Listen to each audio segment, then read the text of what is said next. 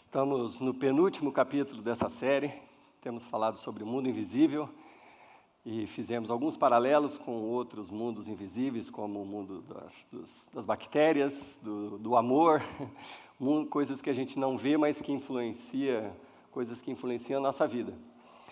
E hoje, em especial, nós vamos falar talvez do tema mais polêmico de todos.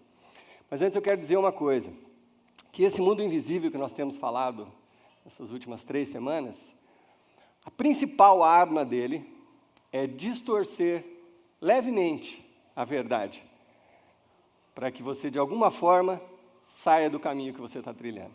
Essa é a principal estratégia do mundo invisível espiritual do qual a Bíblia trata. É aquela mentirinha que, quando repetida muitas vezes, começa a parecer verdade. Sabe, uma mentira repetida muitas vezes, repetida aqui e ali, e isso inclui você mesmo, porque às vezes nós mentimos para nós mesmos. Às vezes não, eu acho que sempre nós nos achamos melhores do que somos e mentimos para nós mesmos. E aí, vai passando um tempo, você começa a acreditar naquela mentira. Ou quando você fala de alguém. Então, às vezes, relacionamentos são destruídos por causa de mentirinhas pequenas que se tornaram aparentes verdades e acabaram separando pessoas, igrejas, relacionamentos, famílias. Nós vemos os exemplos a todo o tempo. Então, o primeiro dos 4 temas que eu falei que ia abordar nessa série, que o mundo invisível atua diretamente e tem feito muito mal para nós. O primeiro de todos, eu falei sobre autoridade. Que a Bíblia diz que Deus delega autoridade sobre as nossas vidas. Ele é a autoridade suprema, mas os nossos líderes são delegados por Ele. Sendo bons ou ruins os líderes, é Ele que delega. Mas o mundo invisível faz a gente pensar de uma forma diferente. Esse mundo invisível do mal, ele faz você e eu pensar não em quem está liderando, mas em qual é a regra. Foi isso que eu falei no 2º capítulo. E você olha para a regra e diz para si mesmo, bom, se eu concordar com a regra, eu sigo. Mas se eu não concordar, eu não vou seguir. E quando você faz isso, você vê que é uma leve distorçãozinha. Não parece de todo mal quando você fala assim, né? Se eu concordar, se eu achar bacana, se estiver dentro do que eu acredito, eu sigo. Parece inocente, mas quando você faz isso, às vezes você tira a autoridade de Deus sobre a sua vida e dá a outro. E isso acaba nos trazendo problemas. Na semana passada, eu falei da interferência mais cruel do mundo invisível, que é na questão do sofrimento e da dor. É a mais cruel, porque quando você mais precisa de Deus, quando a dor é imensa, quando o sofrimento é gigante, esse mundo invisível sopra no seu ouvido que a culpa é de Deus. Ele faz você pensar que a culpa do que está acontecendo com você é de Deus. Se Deus fosse amor, Ele não deixaria isso acontecer com você. Se Ele fosse um Deus de amor, por que você está doente? Se Ele fosse de amor, por que seu marido, sua esposa foi embora? Então, o mundo invisível faz essa pequena distorção. Ao invés de você recorrer àquele único que pode te trazer esperança, é justamente aquele que você acaba culpando por essa leve distorçãozinha.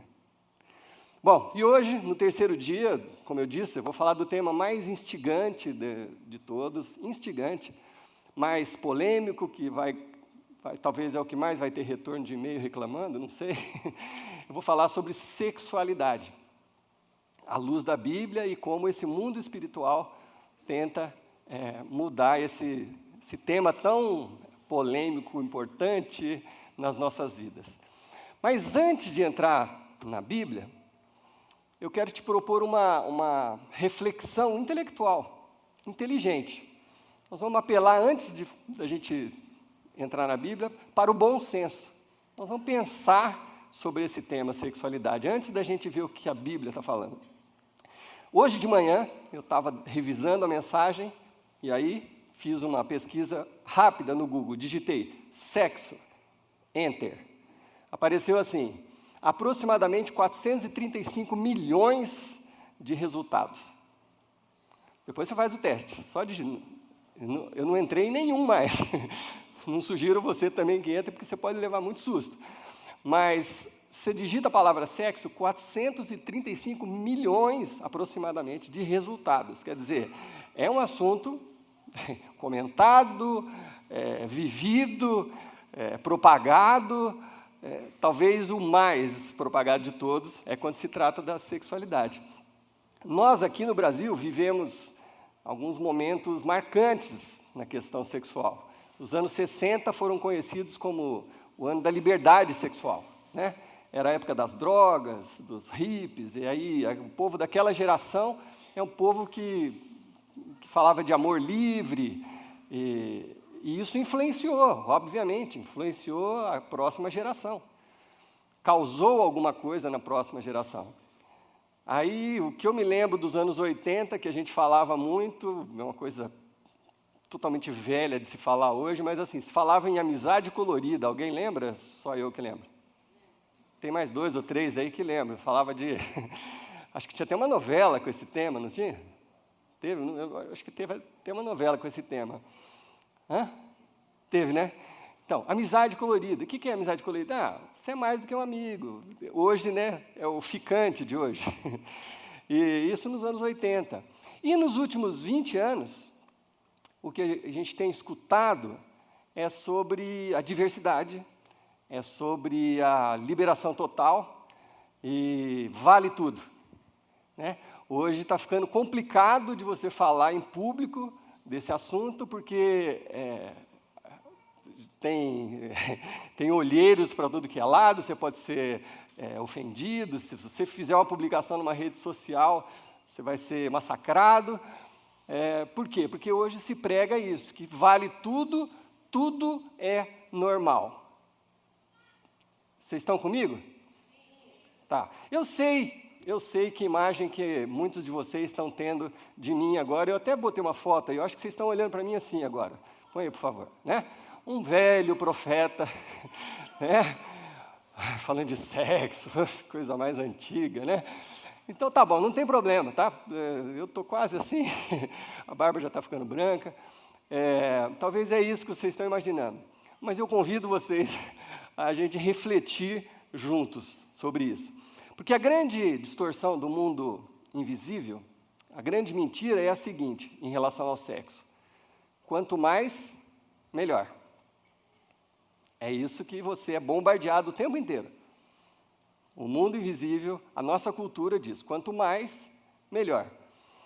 O grande problema é que quanto mais você destrói a capacidade de você realmente ter intimidade com alguém que você ama. Quanto mais você pratica, mais chances de não funcionar com ninguém de verdade você tem.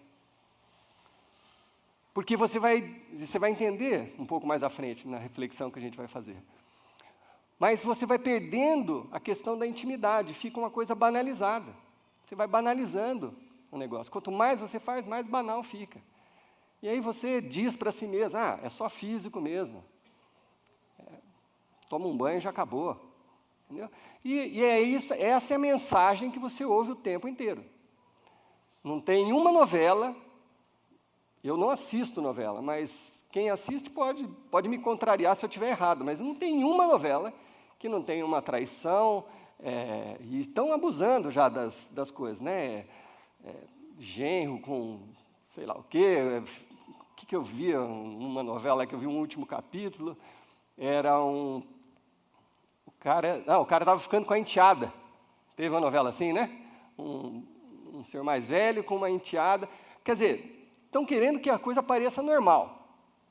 A ideia da cultura é você achar que tudo é normal, que vale tudo. Então, o grande conflito nosso, o grande conflito que a gente precisa aprender a lidar, é a diversidade versus a intimidade. Diversidade é fazer mais, e quanto mais melhor, e é isso que a cultura prega. A Bíblia fala de intimidade. A Bíblia fala de sexo, fala muito, mas a Bíblia fala de intimidade. E a nossa cultura fala de diversidade. Eu sei que quem mais vai gostar dessa minha mensagem são os pais de meninas, assim como eu, né? Ó, filha, presta atenção, ouve, né? E os adolescentes, alguns vão me odiar, os jovenzinhos, né? E vão falar, põe a foto do profeta lá de novo. Falar lá, tá lá, o pastor tá ali. Beleza, não tem problema. Mas aqueles que têm um pouco mais de idade, 30, 40 anos, vão pensar assim, isso é muito importante para os jovens, né? Para os mais jovens. Como se vocês não tivessem problema, não tivessem tentações, não passassem por dificuldades nessa área. E não fossem influenciados pela internet também, pelas revistas, pelas novelas, não fosse tentado. Hoje em dia, sites de relacionamento, né? Como é fácil se relacionar com alguém hoje em dia. Então, é para todos nós, para todos nós. Por mais que a imagem que fique de mim hoje seja aquela do profeta, é para todos nós essa palavra. Bom, então, como eu disse, eu quero apelar para o bom senso, porque a gente raciocine antes da gente entrar na Bíblia. Bom, primeira pergunta. Do jeito que a cultura está falando para mim e para você, o que a cultura está anunciando para nós? As traições, vale tudo, tudo é normal, tudo. Pergunta e eu quero ouvir a resposta. Vamos conversar hoje aqui. Está funcionando? Não. Fala a verdade, está funcionando? Não está cada vez piorando mais? Se você assiste televisão, noticiário, os piores crimes, aqueles com maior crueldade, sempre tem um componente sexual no meio, pode perceber. Aqueles trágicos, né? Essa semana teve uma reportagem já de uma coisa que aconteceu já há um tempo, de uma mulher que era uma menina de programa e o cara era casado. Aí o cara começou a sair com a menina de programa, e aí largou a mulher e foi viver com a menina de programa, até achar uma outra menina de programa e querer separar dessa. Aí essa matou o cara, esquartejou, colocou numa mala e jogou fora. É um crime ligado exatamente ao assunto que nós estamos falando. São os piores, os mais cruéis. Como que uma pessoa chega nesse ponto, né? Essa pergunta que você se fez quando você viu essa matéria, falando, como é possível isso? É esse componente do mundo invisível, que vai distorcendo um pouquinho a verdade, fazendo com que a pessoa caminhe por estradas que podem levar a essas grandes, grandes tragédias. O que está acontecendo é que a gente está engolindo as mentiras da nossa cultura, e por causa disso, nós estamos trazendo o inferno para dentro das nossas casas.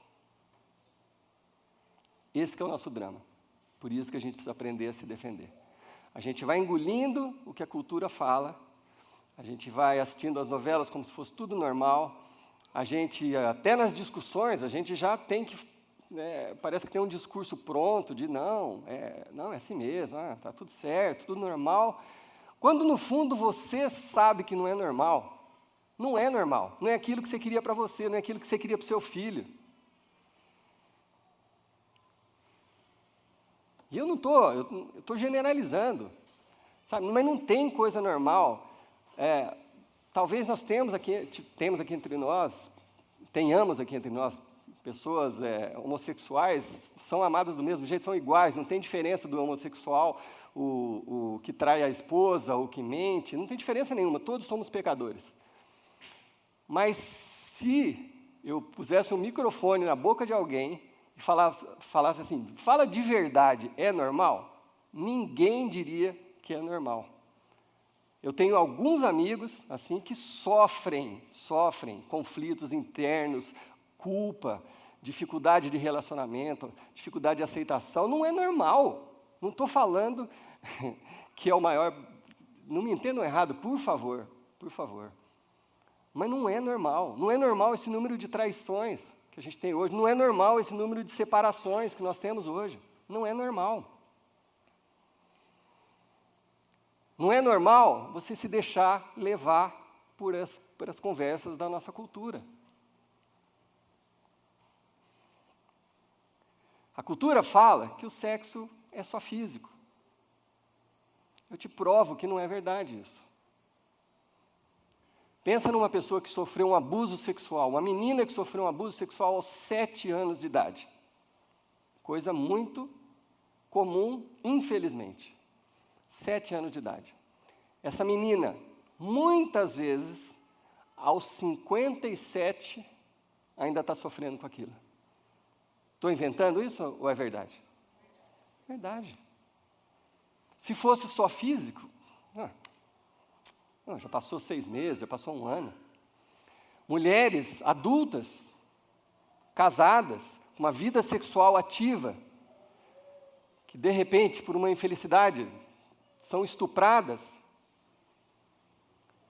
já tem uma vida sexual ativa, então, se é só físico, acabou, já passou.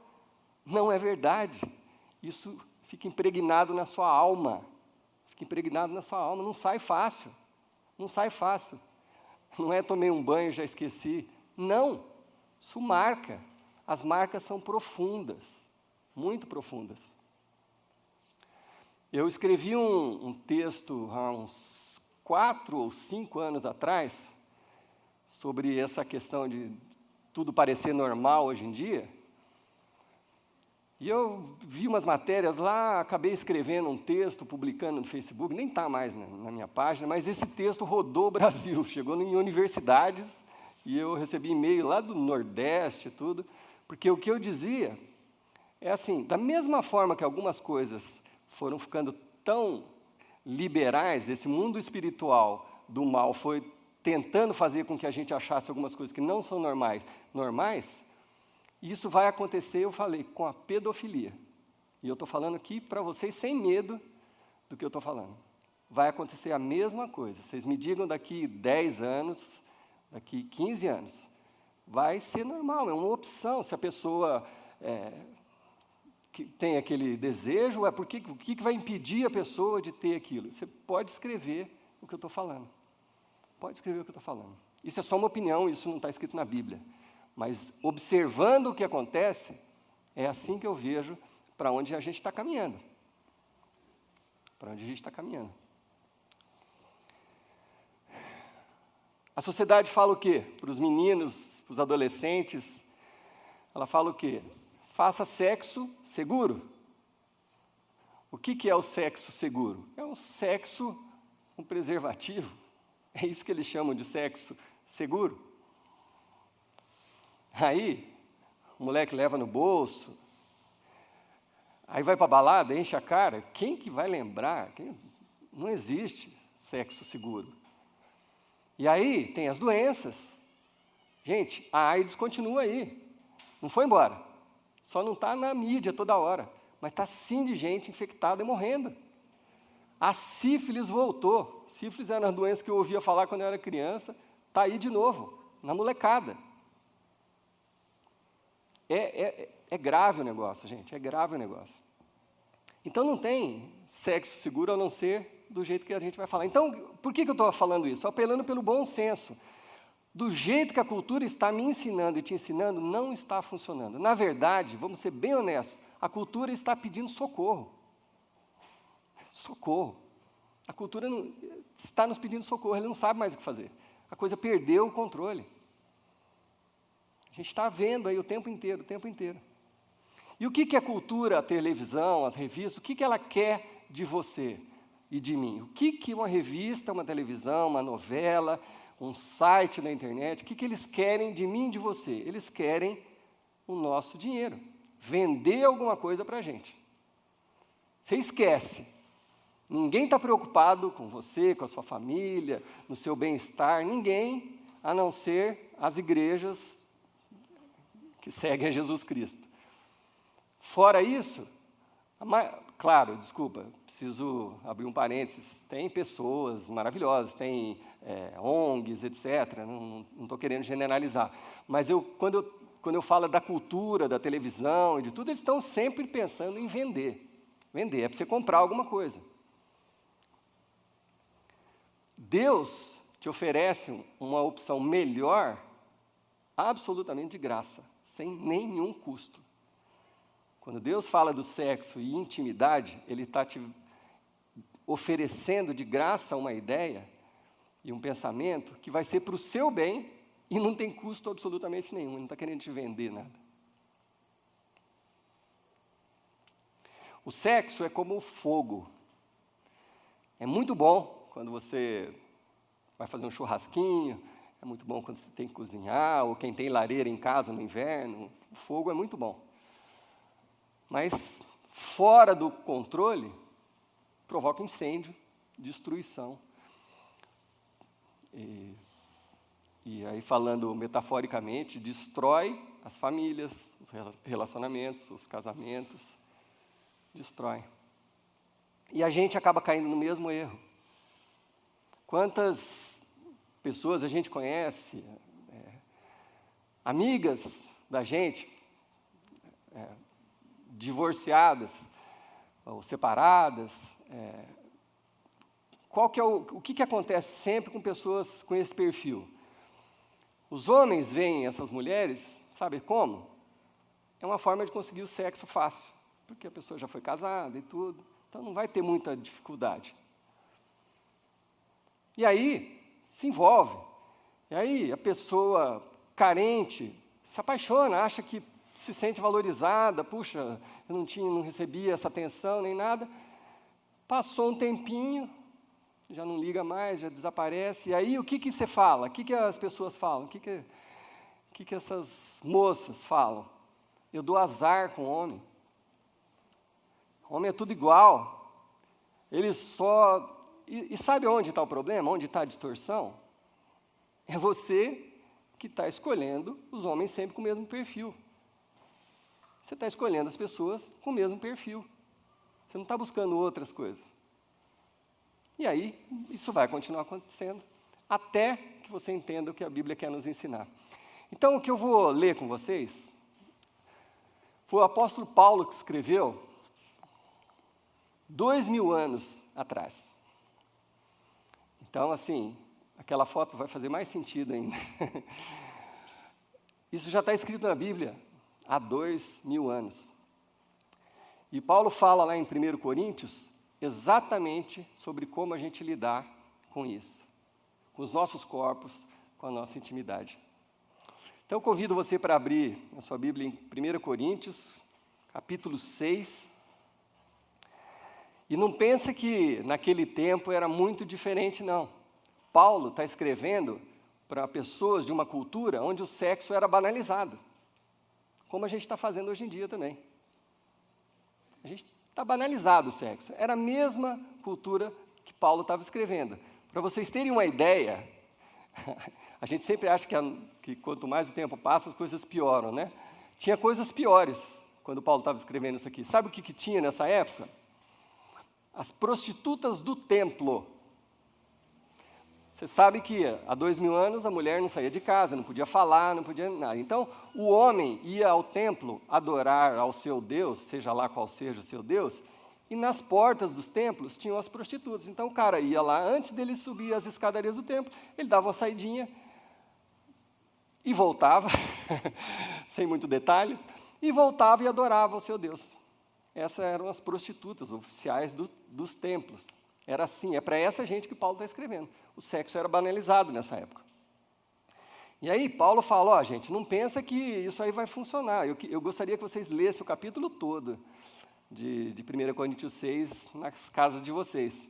Eu vou tentar ser mais objetivo aqui. Mas leiam o capítulo todo. Paulo fala de uma forma muito clara o que funciona e o que não funciona. Ele fala, desse jeito, vocês não vão herdar o reino de Deus. Com esse tipo de prática, com esse tipo de coisa, ele é muito, muito direto. E aí até chega naquele versículo, lá no versículo 12, que muitos de nós conhecemos, que Paulo fala assim, no fim, eu sou livre, porque eu conheci esse Jesus, eu sou verdadeiramente livre, porque eu posso fazer de tudo. Ele fala assim, tudo me é permitido, mas nem tudo me convém. Quer dizer, eu sou um cara livre, eu posso fazer tudo, mas nem tudo convém, nem tudo é conveniente. Tudo é permitido, mas eu não deixarei que nada me domine, porque é isso que acaba acontecendo com a gente, em relação à sexualidade, a gente acaba sendo dominado. Vício, tem gente que não consegue e dormir sem ficar um tempo no computador, e às vezes vendo sei lá o quê.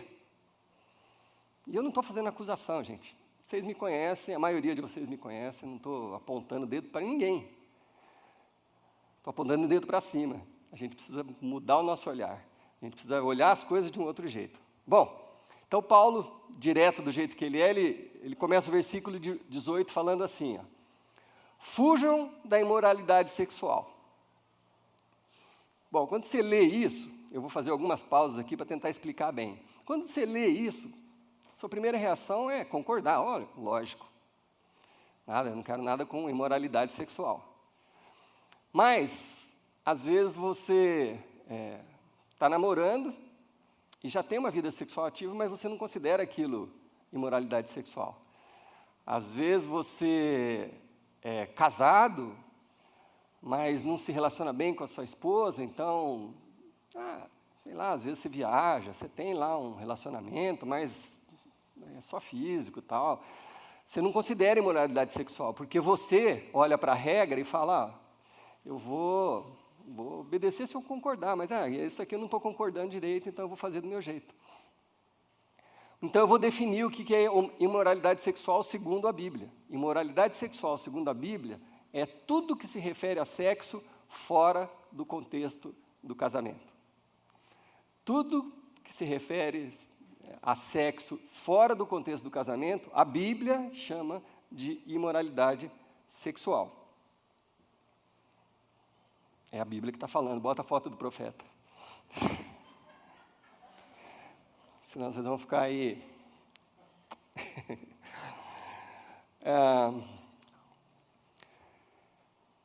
Talvez você só começou a fazer, a praticar, você não queria se viciar em alguma coisa, mas a cultura te empurrou para isso. Talvez você ainda não tenha sentido as consequências na sua vida, mas talvez você já viveu as consequências, ou está vivendo consequências de uma vida na imoralidade sexual, segundo a Bíblia. E aí Paulo acrescenta uma coisa aqui constrangedora. Assim, tem que ser explicada, porque senão você vai achar que a Bíblia se contradiz. Paulo fala assim em seguida, fujam da imoralidade sexual, e ele fala assim, todos os outros pecados que alguém comete, e eu vou fazer outra pausa. Como assim? Paulo está falando que tem categorias de pecado? Não, eu sempre ouvi que pecado é pecado. Mas Paulo está falando assim, não, peraí. A forma como os pecados sexuais impactam você é diferente. As consequências da imoralidade sexual são diferentes dos demais pecados. Ele coloca isso diferente. Não é que um pesa mais do que o outro. Pecado é pecado. Uma mentira e uma traição são pecados.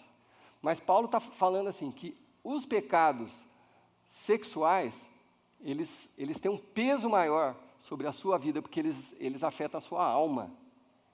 Não é aquela coisa que você faz e amanhã você desfaz. Eles são profundos. Então é isso que Paulo está falando.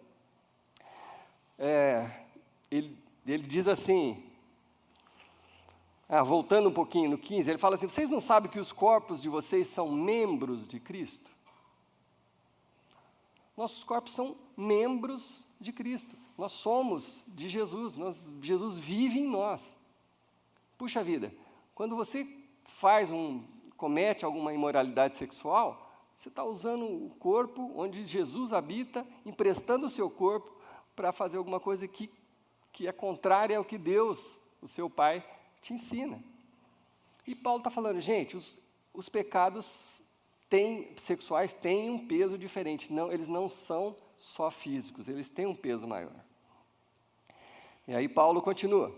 Ele faz uma pergunta. Eu tomarei os membros de Cristo e os unirei a uma prostituta? De modo nenhum.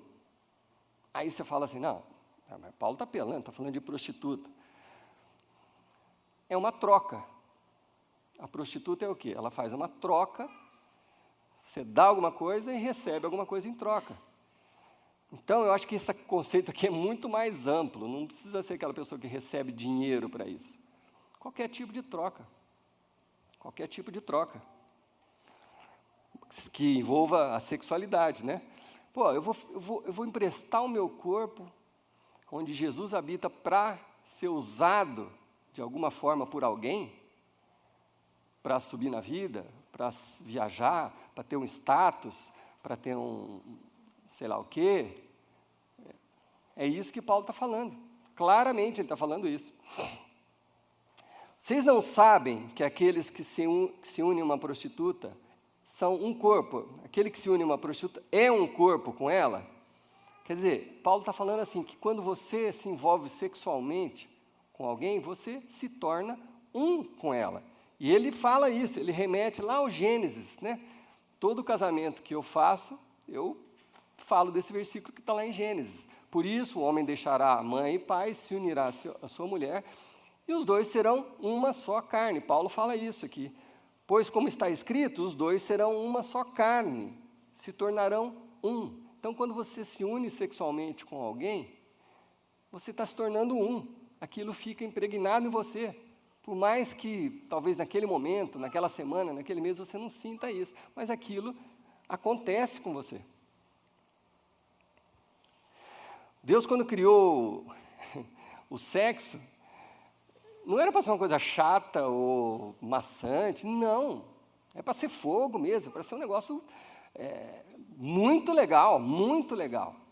E sabe aquele negócio da festa, né? Quando você tem uma festa para fazer um aniversário, você vai preparando as coisas, não sei o que, aí chega no dia da festa, é muito legal, toda aquela preparação, tudo aquilo, você chega realizado no aniversário de 15 anos, numa festa de casamento, seja o que for. O sexo, segundo a Bíblia, é para ser assim, é uma coisa que você espera, uma coisa que você se prepara, uma coisa que você comemora e intensamente, vive intensamente, mas dentro do contexto da intimidade, dentro do contexto do casamento. É assim que a Bíblia ensina, Então, por isso que Paulo fala claramente, fujam da imoralidade sexual. Todos os outros pecados que alguém comete, fora do corpo, os cometem. Mas quem peca sexualmente, peca contra o seu próprio corpo. O seu corpo vai te cobrar, a sua alma vai te cobrar. E aí, às vezes, a gente não entende, porque tem tanta gente deprimida, tanta gente sem compreender, tem tanta gente culpando Deus pelo insucesso. Às vezes, ou muitas vezes, está relacionado com esse tipo de coisa. Por isso que Paulo fala, fuja. Sabe por que Paulo fala fuja?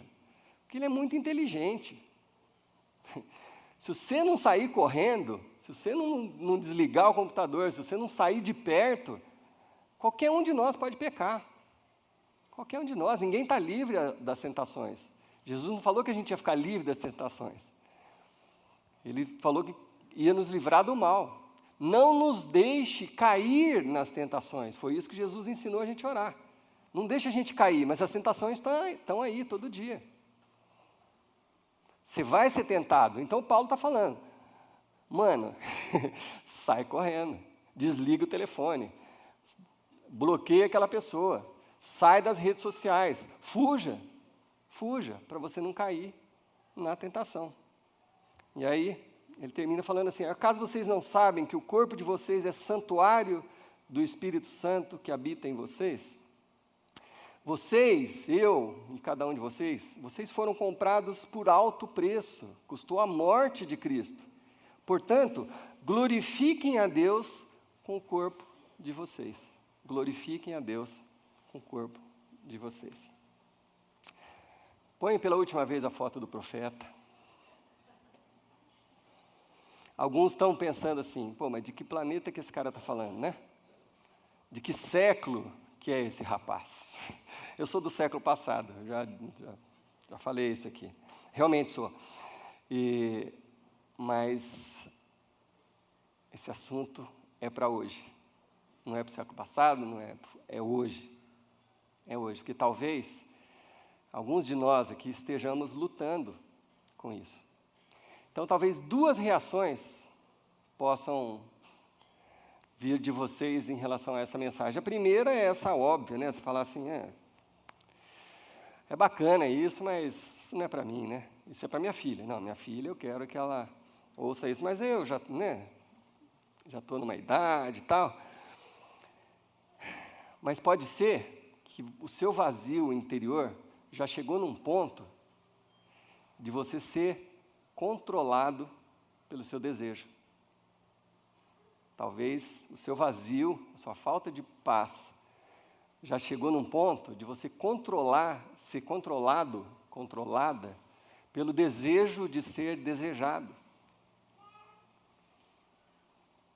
Talvez o seu vazio tenha chegado nesse ponto. Por isso é importante. E Deus não está bravo com ninguém.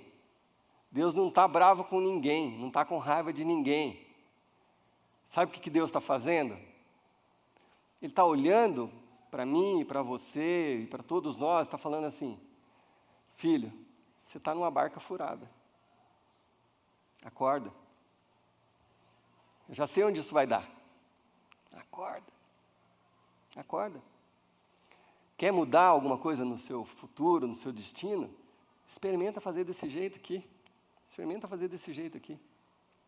Acorda, essa barca é furada. Eu estou aqui esperando. Deus não está apontando o dedo, nem eu. Se alguém se sentiu ofendido aqui hoje, eu peço perdão. Não tive essa intenção. Ninguém está apontando o dedo para ninguém. Nós estamos falando do que a Bíblia nos ensina. E sempre que a gente segue o que a Bíblia nos ensina, difícil ou quase impossível de você se arrepender. Nunca vi alguém falando assim, nossa, segui o que a Bíblia falou e estou arrependido. Eu ouço o contrário. Eu desobedeci e estou colhendo as consequências. A outra verdade que pode surgir na cabeça de vocês é assim, puxa vida, faz muito sentido, mas é tarde demais, já passou do ponto, já extrapolei, já fui longe demais, não sei mais como voltar.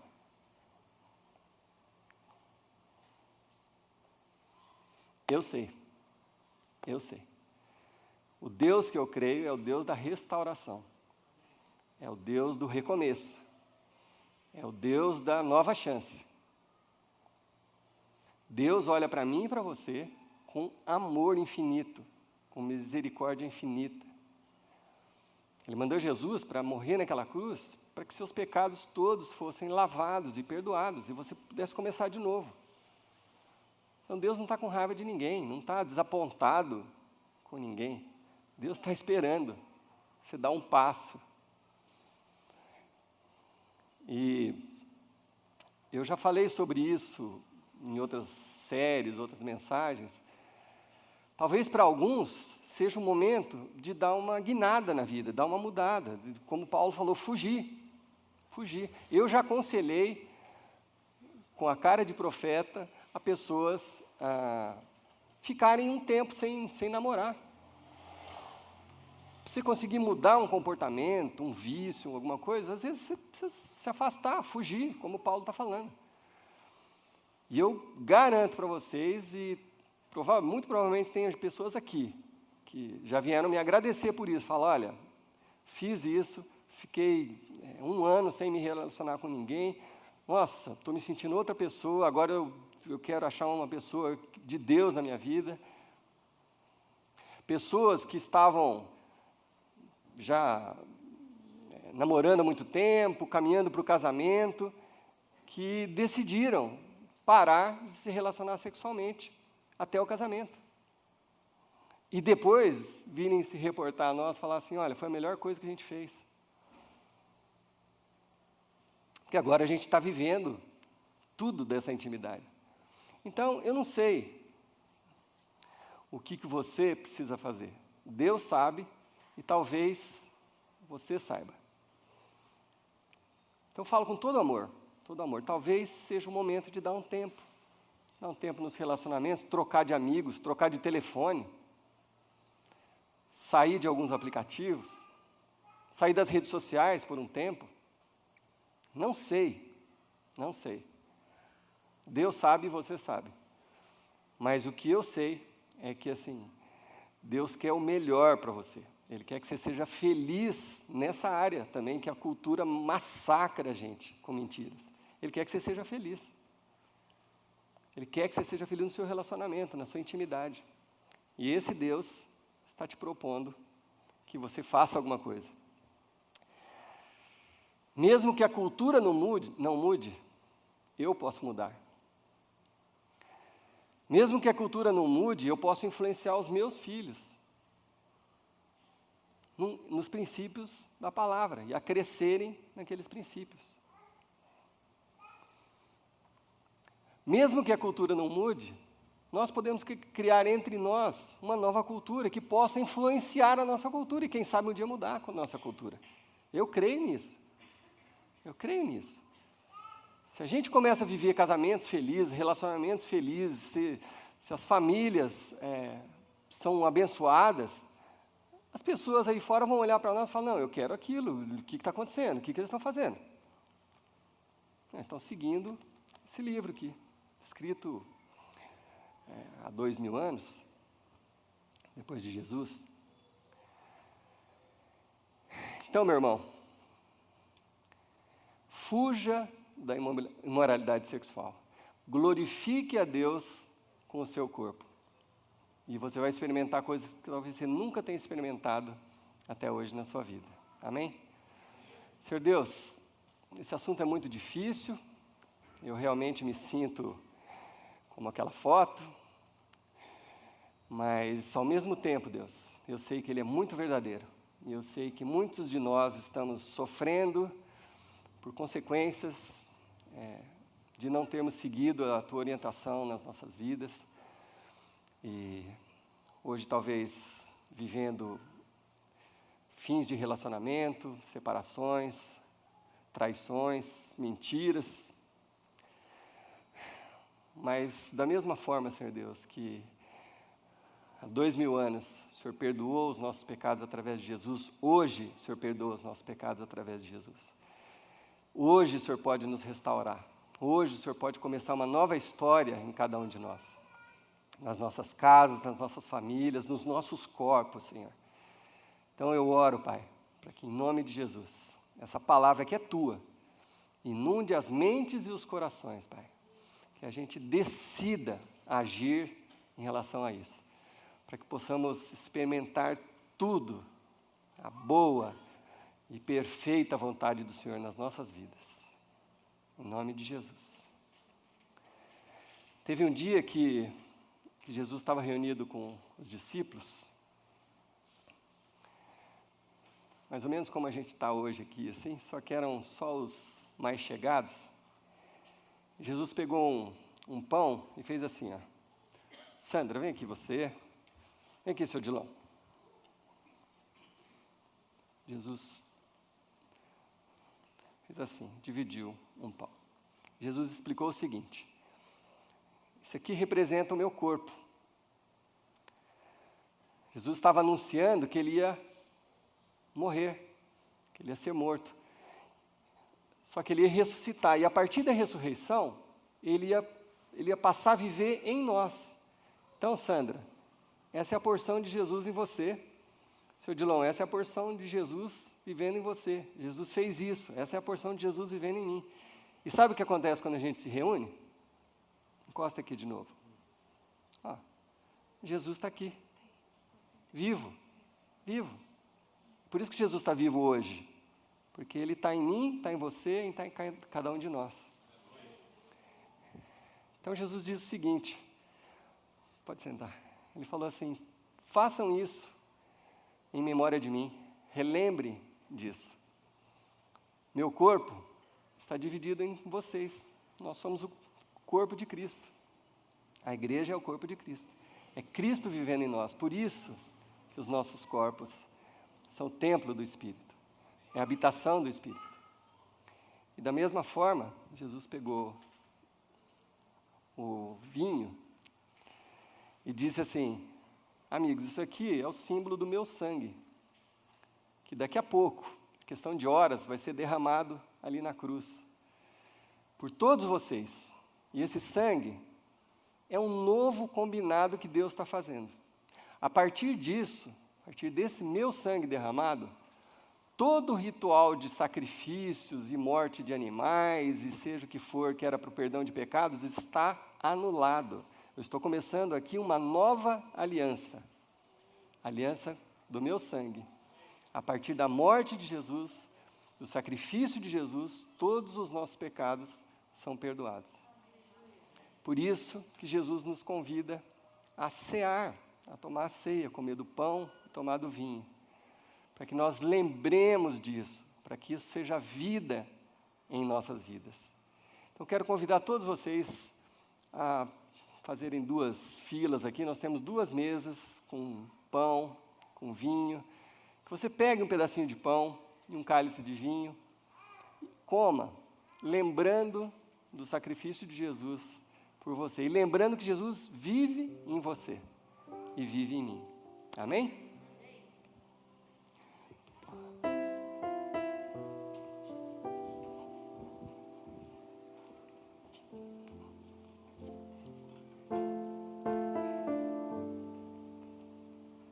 Vai ajudar aqui?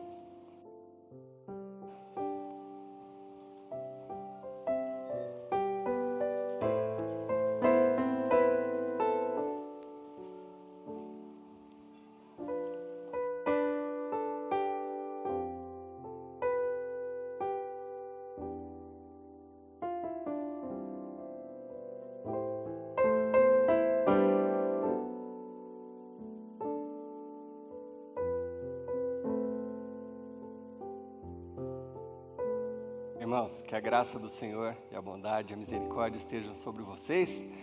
Tenham uma excelente semana e domingo que vem o último capítulo dessa nossa série. Deus os abençoe.